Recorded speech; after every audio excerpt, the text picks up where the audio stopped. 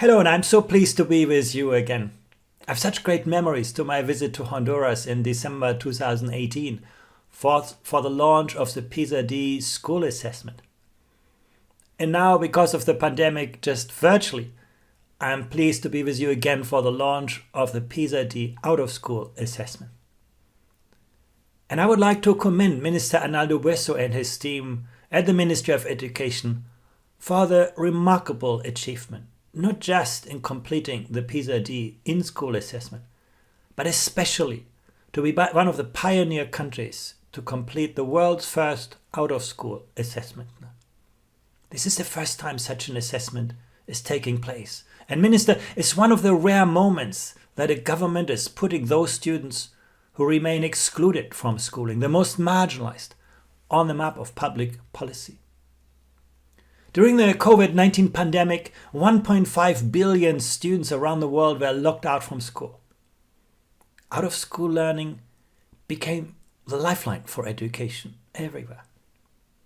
But in the developing countries, this has an entirely different dimension. Even before COVID, 61 million children of lower secondary school age were out of school, and often off the radar screen of public policy. They don't feature in any statistics on education, not to speak of tests and assessments now. And this is why the OECD and Honduras and 4 other countries worked hard together to assess the skills of those out-of-school children and to learn about the issues which they face in education, in their life. And this is why the Honduras team, some of whom you can see on this picture, worked so hard to identify and locate the out-of-school youth in the country and then collect data from them regarding their skills. Why are we interested in measuring skills? Here are some results about the rewards of having higher levels of skills. The first thing we found is that what people know and what they can do with what they know has a major impact on their life chances. You see that highly skilled adults are twice as likely to be employed and almost 3 times more likely to earn an above-median salary than poorly skilled adults. In short, poor skills severely limit people's access to better paying and more rewarding jobs. Highly skilled people are also more likely to volunteer. They see themselves as actors rather than objects of political processes. People with better skills are even more likely to trust others. So trust isn't just about how you were brought up or about the people with whom you live. It closely relates to your skills. And that tells us that we can do something about trust by giving people the right skills. And that's important because without trust in public institutions, public support for ambitious and innovative policies is always hard to mobilize. Particularly where we ask people to make short-term sacrifices for long-term benefits, like in this pandemic. So in the end, fairness, integrity, inclusiveness, productivity, all hinge on the skills of citizens. We can see the impact of higher levels of skills at the national level too. There's nothing that predicts economic progress better than the skills of people. You can see here how conditional test scores and the economic growth are almost on a straight line. So let me introduce Pisa with that in mind now. As you all know, the power of Pisa is the way it combines data from assessments, from tests, with lots of contextual information so that we can understand what helps students learn better, teachers teach better, and schools to become more effective. Is the integration of data on results with the data on the contexts. Pisa is on a regular cycle every 3 years. It collects data, basically rotating through different scientific subjects, reading, mathematics, science, and then again reading, mathematics, and science. But Pisa looks beyond whether students can simply reproduce what they learn in school. It places great emphasis whether they are capable to apply what they know in novel situations, also to extrapolate from what they know. It also looked at the capacity of young people to solve complex problems, to navigate ambiguity in the digital world, and to look outwards. Can young people see the world through different lenses and perspectives? Can they appreciate different ways of thinking? Are they able to engage with other people? PISA also captures the well-being of students, their satisfaction with life, their sense of belonging, all those domains that are so crucial for success in life. And you can see it's a very fast-growing assessment. In 2018, 80 countries took part. In the next round, in 2022, it's over 100 now. So how do countries in the world perform comparatively? What are the international trends in education policy? What makes education systems succeed? Those are the questions that PISA strives to answer. This Pisa Sample for the in-school assessment, the results of which we launched together in Honduras in December 2018, is 15-year-olds in grade 7 and above. It's an age at which the world of work becomes very real to people. The PISA-D framework was used both for the in-school assessment and the out-school assessment. Remember, it looks at the resources that are available. It looks at the support through family, the quality of education, the time of learning, and the inclusiveness of education. Those are the dimensions of the PISA framework that then are reflected in our report. The PISA-D objectives, which Catalina is going to talk about more in a presentation later, are to provide a more granular definition of student performance at the lower end of the PISA scales, but also to capture a wider range of social and economic contexts than we usually do in PISA. PISA-D goes much more to the roots of disadvantage. It also incorporates an assessment of out-of-school 14 to 16-year-olds. That's the real innovation, looking not just at students in school, but also looking at those most marginalized who are not or no longer in school.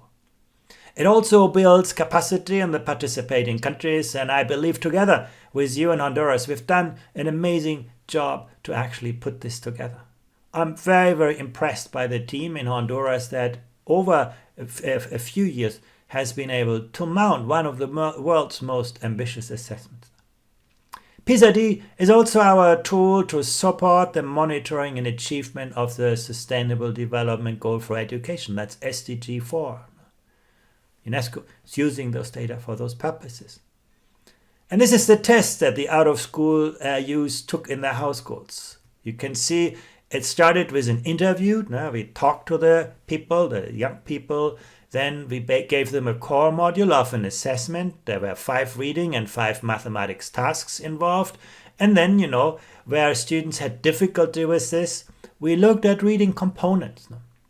When students were unable to read a sort of relatively simple statement, we wondered, is it about vocabulary? Is it about fluency? Is it about, being able to decipher letters and so on? So we looked at those kinds of components because they're often lost. We know a student is not very good at reading, but what are the barriers? And we can understand those barriers through the reading components. And for students who did okay on the core module, we gave them then a kind of fuller test of their reading skills. And once again, we also surveyed the person most knowledgeable about the respondents, not parents, for example, and we also looked at what happened in the household. Now, this is the result of Honduras on the in-school assessment compared to other countries in reading, with GDP per capita shown on the horizontal axis. So if Honduras would be as wealthy as the countries on average, it would do also pretty much on where the results are predicted to be. So you can say the position of Honduras on PISA is to a large extent explained by its current economic wealth. But there's a lot of variability within Honduras. You can see on this image each school being represented by a dot. Basically the the dark dots are the private school, the circles are the public schools. So you can see on the horizontal axis, you see the social and economic context of schools, and on the vertical axis, the performance of schools on the PISA test. So you can see on the right side, the more privileged parents typically send their children to private schools, but actually many private schools are not doing much better than public schools in comparable statistical neighborhoods on the social background scale. So when you have schools that are in the dark red area, their students can decode and understand short sentences. The red car has a flat tire. Now that's what students can basically read and understand. When you get to the next level, 1B, there students understand short text, find a single piece of explicitly stated of information in the text. What color is the car? They can respond correctly. When they get to level 1A, and that's a lot of schools in Honduras, they can identify the main theme or the author's intent in a text about a topic that is familiar to them. And then when you get to the baseline level, that's some schools in Honduras. This is where students can read and understand simple text. They can connect pieces of information, draw inferences beyond what is explicitly stated. So they have a strong foundation on which schooling can build. And then, at the higher levels, things get better. Now, if you look at schools in a similar social economic context, here basically schools in slight disadvantage, you can see there's a lot of variation, and that's really interesting for public policy. These are all schools that operate in similar social contexts: family wealth, family income, family education, rural, urban, and so on. But you can see some of those schools are doing really well. Look, there's one school even reaching level 3, whereas others are in level 1. See, so there's a lot of variability. And it's not about public and private schools. Basically, public and private schools show quite similar performance when you look at statistical neighbors, as we call them, like schools that have very similar characteristics. So you can actually drill down with this assessment to understand learning outcomes. And you can go to more wealthy areas, and you can see again also there is variability. Schools with similar characteristics showing different results. So that makes education so interesting. We can look at why are some schools doing better than others. What can we learn from them? What are they doing differently? Now, what you can do for Honduras, for individual schools, you can of course do across countries. You can compare countries, and you can see here the in-school performance on mathematics compared with the school performance in other countries. You can see, for example, compared with Paraguay and Guatemala, Honduras actually has a higher share of high-performing students, 15-year-olds, in the assessment. But you can also see the trail of low-performing students is very, very long. Underperformance is a real challenge for Honduras. It's going to take a massive effort to get everybody up to the baseline level, which is the foundation for SDG 4. And now you can compare Honduras not just with the Pisa D countries, but you can compare them with all of the countries that took part in Pisa 2015. And you can see actually again, how the Pisa D countries line up with countries around the world. A long way to catch up for Honduras. But again, some countries were in a similar position like Honduras is today and are now among the world's most advanced education systems. Look to Korea, look to Vietnam. These belong to some of the poorest countries a few decades ago. And they have made their way up. They invested in education and through that built very, very strong economies. So international comparisons give you a picture of this.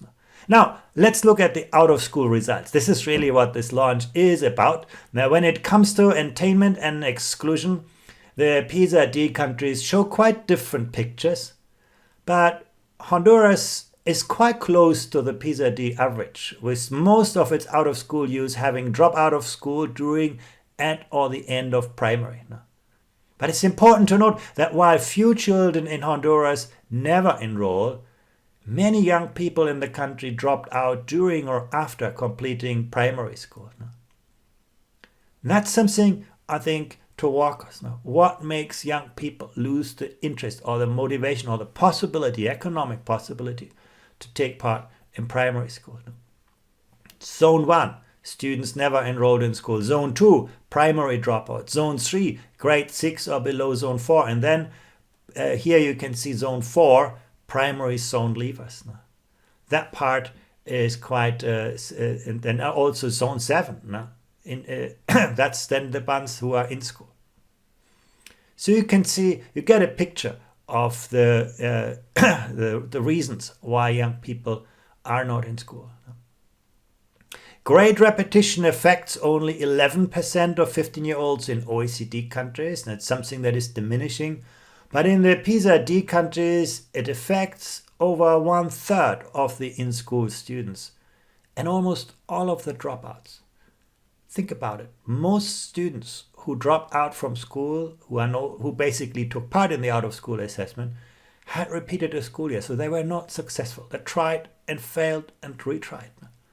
In fact, grade repetition and primary grades is the strongest predictors of low performance and dropout by the age of 15. It's an expensive policy that does not improve student achievement and, as you can see, fails to keep students in school. That's, I think, one of the takeaways from this assessment. It's about how can we support those students who are at the risk of dropout rather than let them fail and do the same thing again with no better results and eventually seeing them drop out from school. In all of the Pisa D countries, the students enrolled in school outperformed the out-of-school youth in reading. Now, that's not a surprise. Young people who were in school did better than those who were not in school. While almost 30% of Honduras in-school students performed at level 2 or above in Pisa, only 2% of the out-of-school youth performed at that level. So that's basically very, very small fraction that matches the SDG 4 baseline performance. When we take into account this out-of-school population, the percentage of 15-year-olds in Honduras that perform at level 2 or above is reduced to a little under 14%. And you can compare that to an OECD average of over 76%. A lot to catch up. We see a slightly worse picture in mathematics, and that's true for all countries now. For Honduras, the percentage of 15-year-olds performing at or above level 2 reduced to a little over 8% here from just 15% if we just counted the in-school students now. And again, it compares to an OECD average of over 71%. When we go more deeper into the results, we see a lot of variation in performance across the 7 zones in reading. Remember, zone 1, students who never, or children who never enrolled. Zone 2, primary dropouts. Zone 3, grade 6 or below. Zone 4, primary leavers. Zone 5, secondary dropouts. Zone 6, fading out. And zone 7, the ones in school. You can see basically those who never enrolled are outperforming those who have dropped out during primary schooling or remain in primary school. That's, I think, one of the most interesting factors here. When it comes to mathematics, we see a quite similar picture to the one we saw for reading, with among the out-of-school, the highest performances being from the secondary school dropouts, and most interestingly, again, those who never enrolled outperforming those who've dropped out during primary schooling or who remain in primary school now.